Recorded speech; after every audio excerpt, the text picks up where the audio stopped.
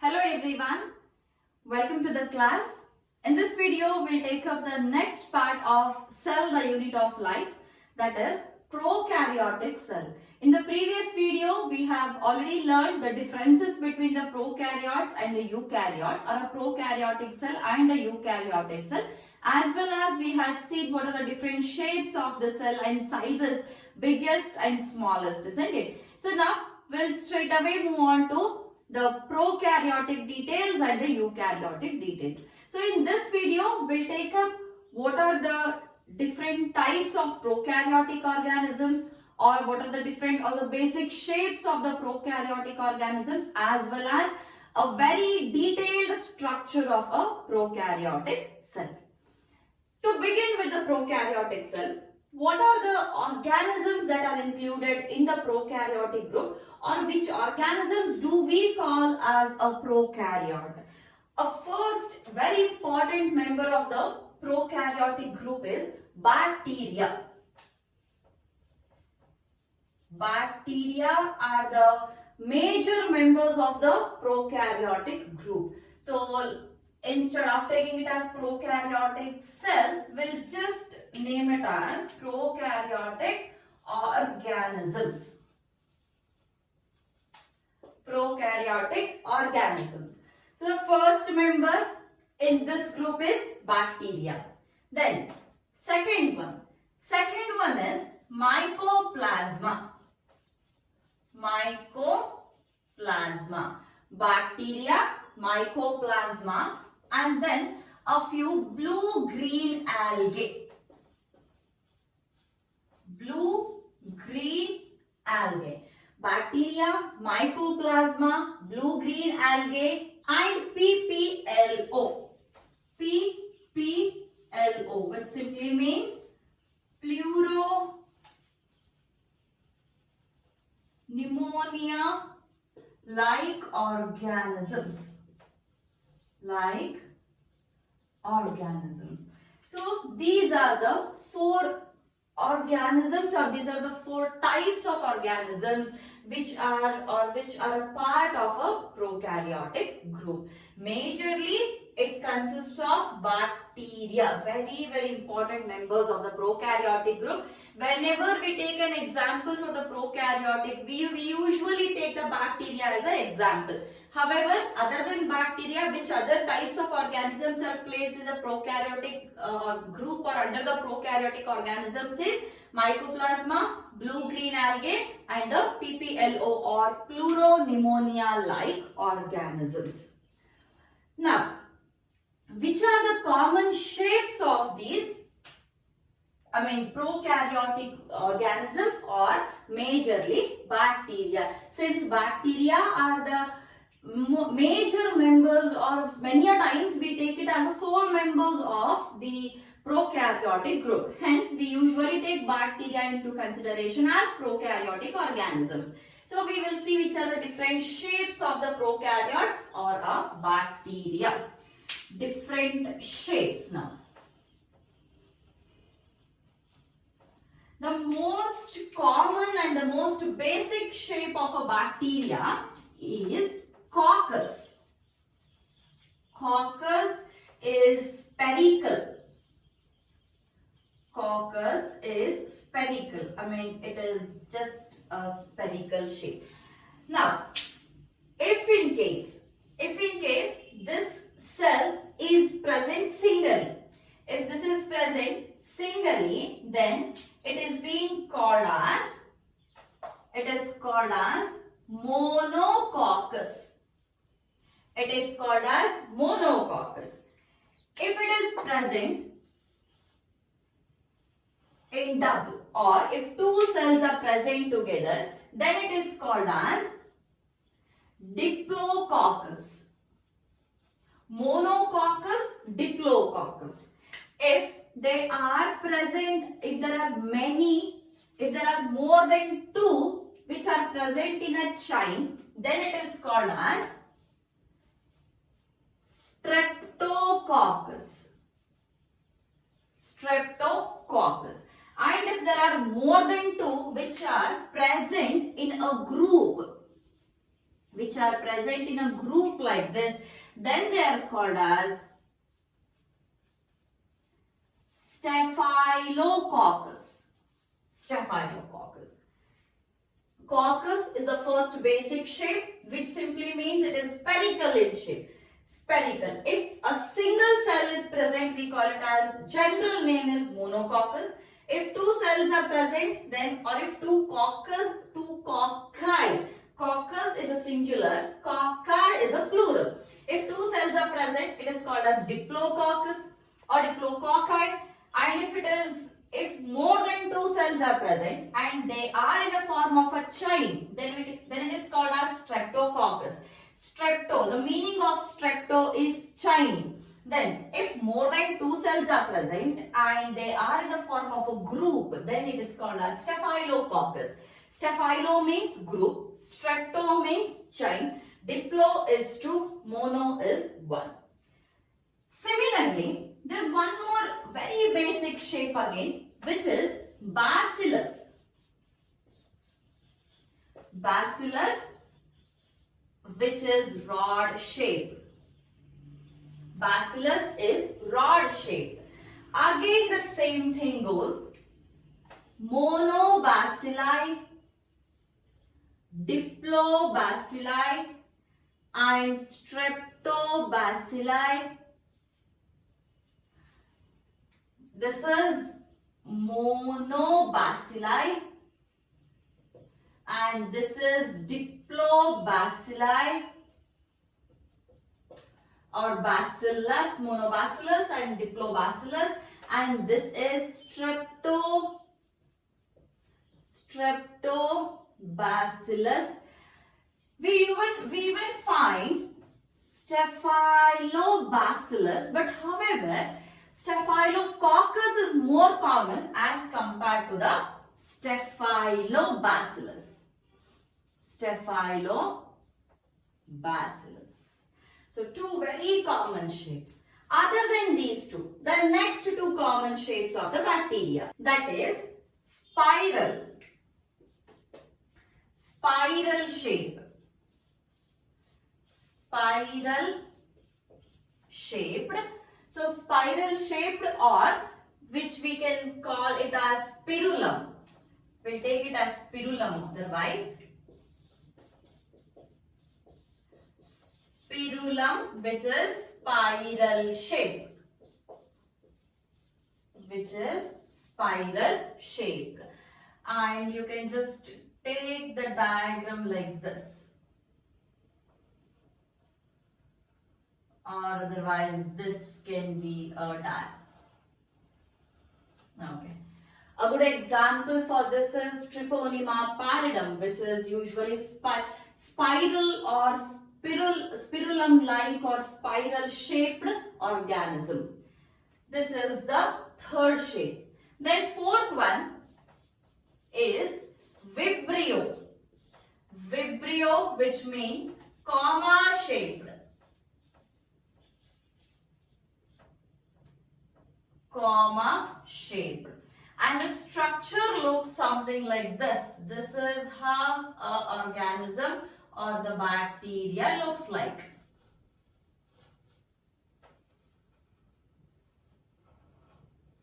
A good example for this is Vibrio cholerae. Vibrio cholerae, which causes cholera, and here the Treponema pallidum, which causes the syphilis. These are the good examples for spirulum and the vibrio. However, coccus and bacilli, they themselves stand as the examples. So these are the organisms, okay? These are the different group of organisms which belong to prokaryotic major group: bacteria, mycoplasma, blue-green algae and PPLO. These are different types of organisms which belong to the group of prokaryotes. Then shapes: coccus, bacillus, spirulum and vibrio. These are the four common shapes which can be seen in the bacteria. However, the basic structure of all the four shapes remain same only. Only thing is there is a slight structural difference between them. But again, the composition and the different regions of the cell are similar in all the four shapes. So now we'll move on to a very detailed structure of a prokaryotic cell. We'll take a bacterial cell as an example and study each and every part in detail about. We will start with the outermost layer of the prokaryotic cell. Remember, the structure which we are learning now is a detailed, very detailed structure of a prokaryotic cell. And to study a prokaryotic cell, we have taken a bacteria as an example. Okay. So, a bacterial cell or a prokaryotic cell. Structure of a bacterial cell or a prokaryotic cell. Outermost layer. We have the cell envelope as outermost layer. That is cell envelope. So, here is the structure of a bacteria, and this cell envelope, it is made up of 3 layers.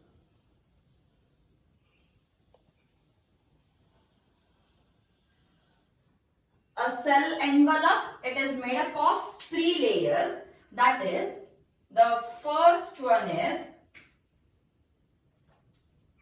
glycocalyx. The outermost layer is the glycocalyx layer. See, glycocalyx, sometimes it is present and sometimes glycocalyx layer is absent. What is the difference? If the glycocalyx layer is present, usually the bacteria will be pathogenic or virulent in nature. If the glycocalyx layer is absent, then it is usually non-pathogenic. So what we'll do is, half bacteria will draw it with glycocalyx layer, another half will draw it without the glycocalyx layer. This half is without the glycocalyx layer, and here this half is with the glycocalyx layer, and in the glycocalyx again it is of 2 types. It can be loose layer or it can be tight layer or thick layer. If it is loose, it is called as a slimy layer. And if it is thick, it is called as capsule. So now this half doesn't have the glycocalyx. Another half we have glycocalyx. In that, this portion we'll write it as the slimy layer and this portion we take it as the capsule layer. How exactly it is present? See, if it is present like this, if it is very loosely arranged like this, then it is called as the slime layer or the slimy layer. If in case it is very thick like this,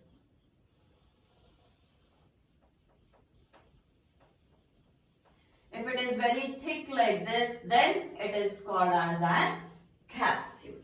So, let's now name this layer, it is slimy layer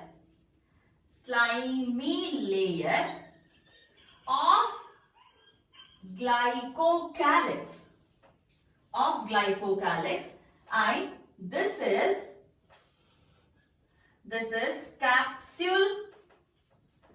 capsule of glycocalyx, and this region, this is the part without the glycocalyx. It means so few bacteria have glycocalyx and a few doesn't have the glycocalyx.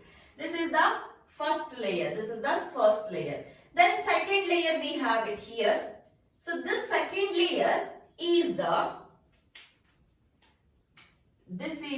cell wall. Okay, we'll write it here. This is cell wall. Second layer, it is cell wall, which is made up of peptidoglycan. which is made up of peptidoglycan. Cell wall is made up of peptidoglycan. Remember this, the cell wall of bacteria, and cell wall of bacteria. Why I am repeating it like this is repeated many a times in the NEET paper, guys. So remember, cell wall is made up of peptidoglycan. And based on the presence of this peptidoglycan or based on the content of the cell wall, the bacteria can be divided into two types. That is, one is gram positive, another one is gram negative. What is a gram positive bacteria and what is a gram negative bacteria, and how do we differentiate it? That is gram positive and gram negative. That details I'll make a separate video based. So exactly based on the cell wall, we differentiate the bacteria into gram positive and gram negative. So what is the difference, and that I'll make one small separate video for that. Do watch the video to know the details of that gram positive and gram negative. Very, very important information, guys, again. Okay. Then third one is the plasma membrane. A plasma membrane. So now this is the plasma membrane.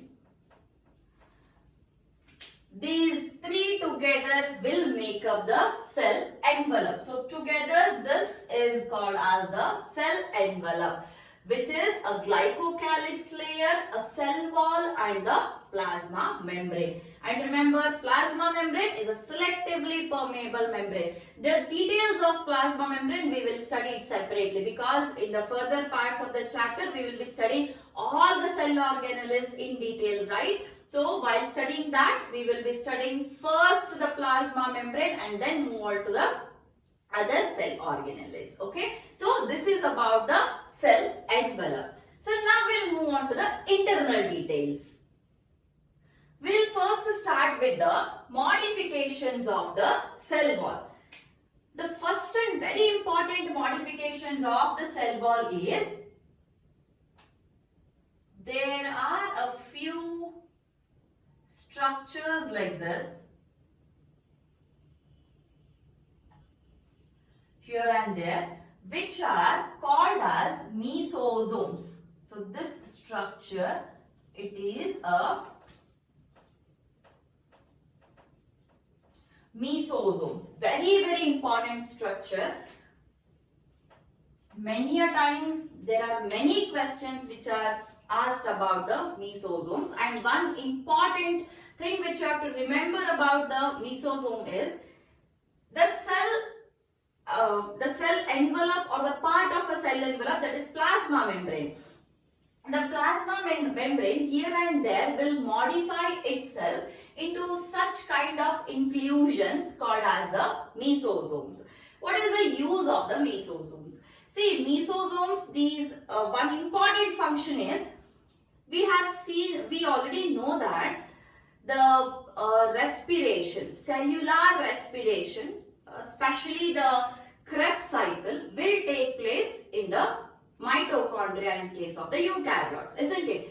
However, if the Krebs cycle has to take place in the prokaryotes, then where it should take place? Because the mitochondria is absent in the prokaryotes, isn't it? So in that case, the mesosomes will provide the enzymes that are required to carry out the Krebs cycle. So very, very important is, the one function of a mesosome is, it is a site for the cellular respiration. These mesosomes, we'll first write it, mesosomes.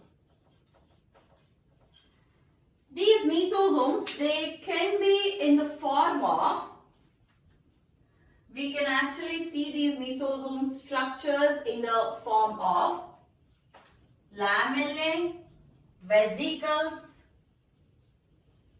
and tubules.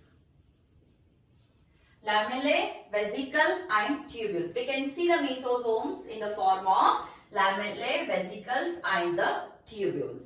What are the functions of the mesosomes? The functions are Okay, let me just write it here only. Okay, we'll write it here. The functions. Functions are, first one is, it helps in the formation of cell wall. These are the extensions of the plasma membrane, and they help in the formation of this cell wall. Then second one is, they help in DNA replication. They help in DNA replication and distribution to daughter cells. Distribution to daughter cells. How does it help in the distribution to the daughter cell? See what happens during the DNA replication. So this is the genomic DNA, or this is the bacterial DNA. Now this bacterial DNA, if it has to make a copy, then it makes one copy of this. This is the bacterial DNA and this is a copy of it, that is after the replication. Now one has to go on the one side, one has to come on the another side. But there are chances that both can start moving.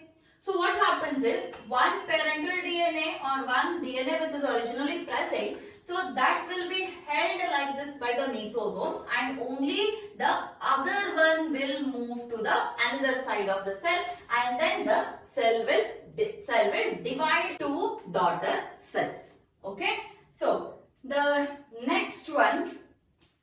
So the next function of the mesosome, it is we have cellular respiration. We have already seen about this, that is the Krebs cycle, the one which I have explained just before now. Then next one is secretions. It helps in secretions, and then it also helps to increase the surface area.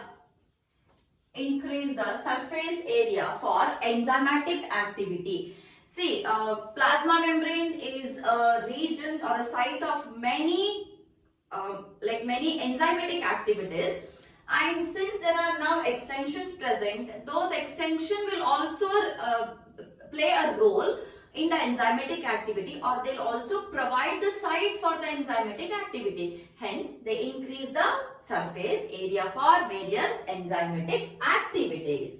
Then, so these are a few functions of the mesosomes. Like mesosomes, there are some more or one more type of extension which is again present from the, or which is again extended from the plasma membrane, and this extension is called as chromatophore. This is usually present in the cyanobacteria.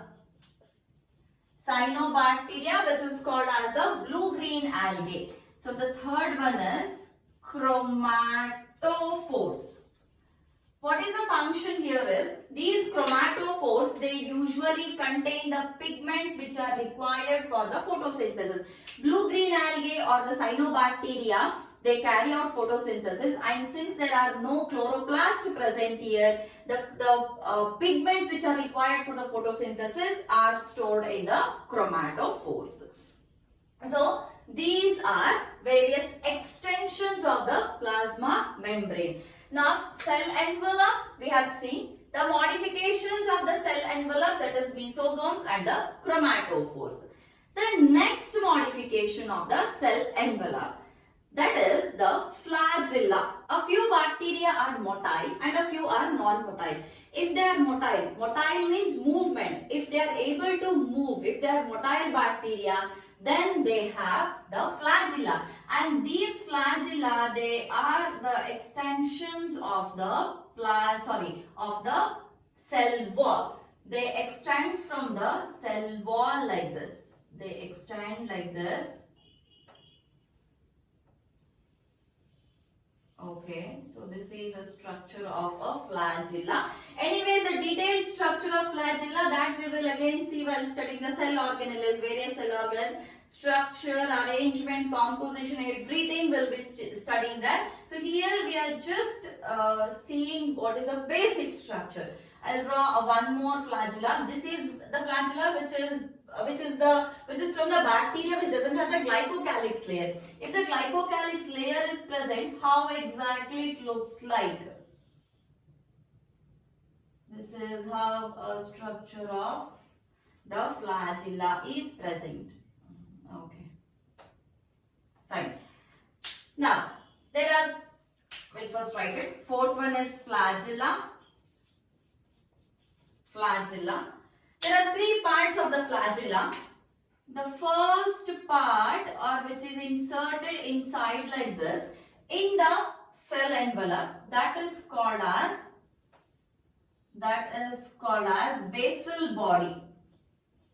Basal body. And then the one which is just out of the basal body is called as hook. And this elongated structure, this long structure is called as filament. Filament. Together it is a flagella. Flagella, basal body, hook and the filament. Remember, filament is the longest portion of the flagella and it is made up of a protein called as flagellin. Okay, flagella is the next extension of the cell envelope or the modification of the cell envelope. The next one is, we have some more structures and let me write it here in some other color. We'll take, okay.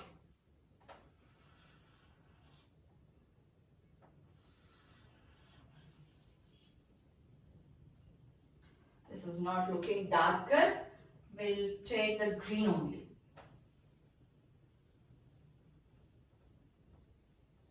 These are quite smaller than the flagella and these structures are called as pili.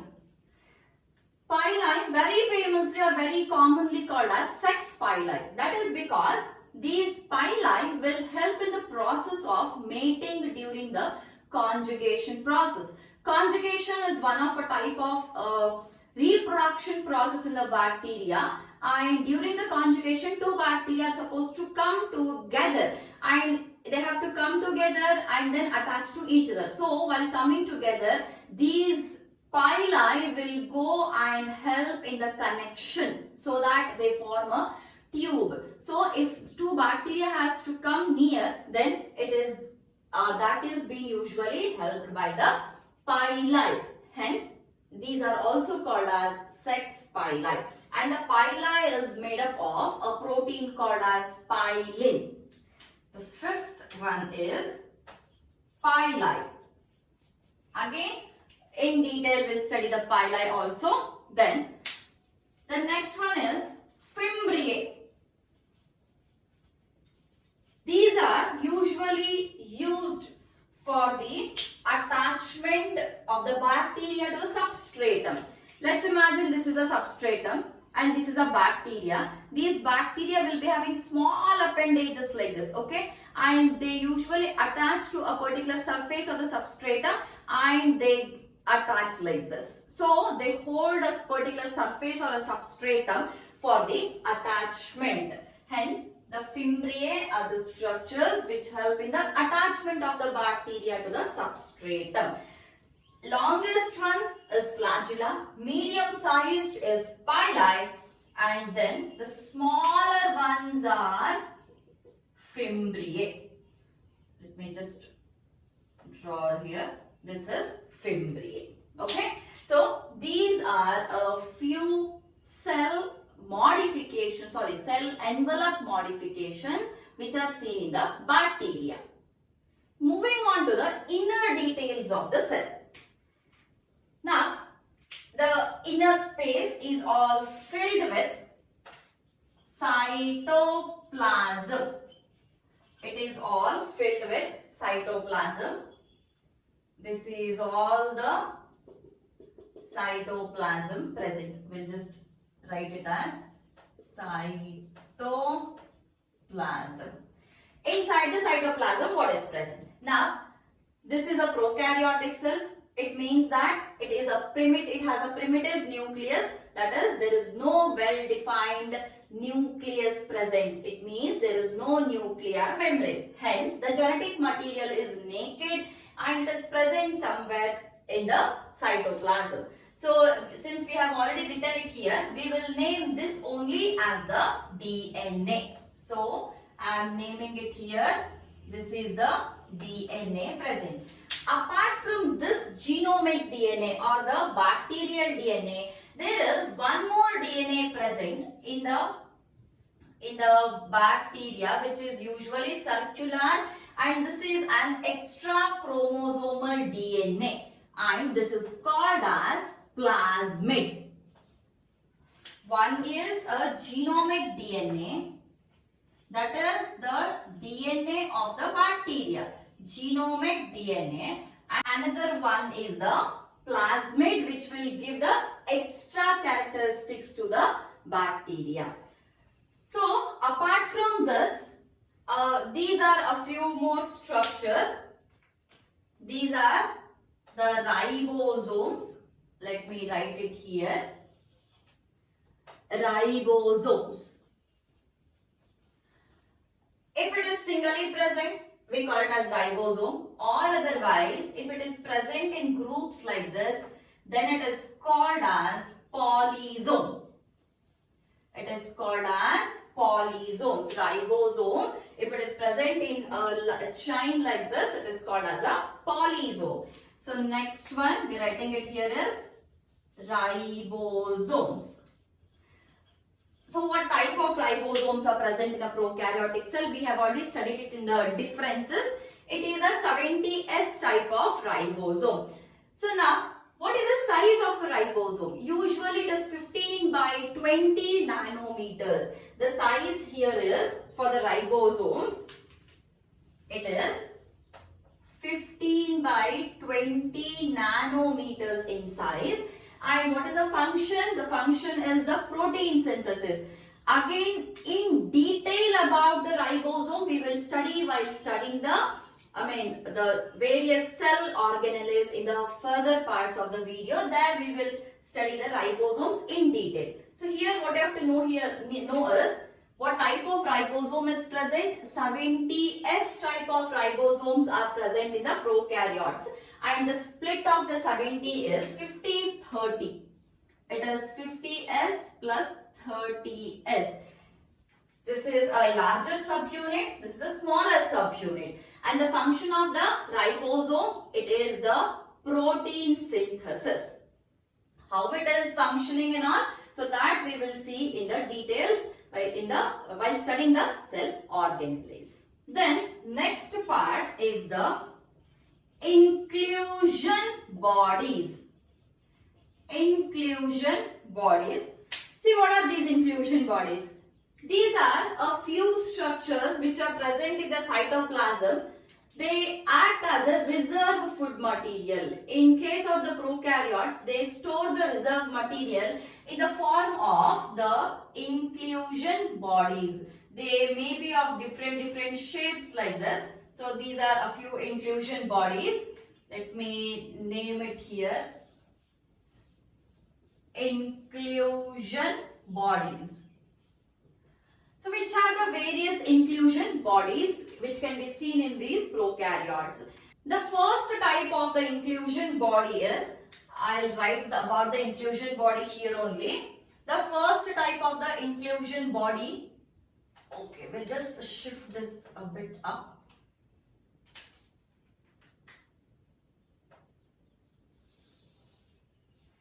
Inclusion bodies. Which are the various types of inclusion bodies? The first one is glycogen granules, and then phosphate granules,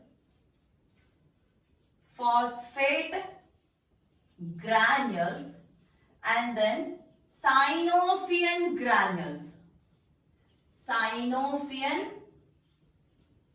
granules. These are various types of reserve food material, glycogen granules. I mean, if the glycogen is stored, it is called as glycogen granules, phosphate granules, similarly synovian granules.